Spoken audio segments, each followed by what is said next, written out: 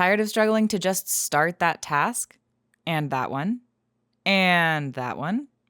Chances are you're running the ADHD iOS. Let's be real, you're great at getting things done. That last-minute deadline? You crushed it. So why do smaller things, like showering or finishing that home project, feel impossible to even start?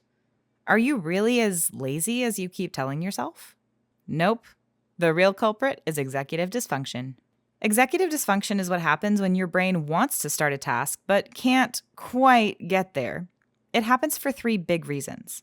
Your prefrontal cortex isn't operating at a normal level, you're dealing with lower levels of dopamine than you need to spark motivation, and while you can see the task, your brain can't build the bridge from intention to action.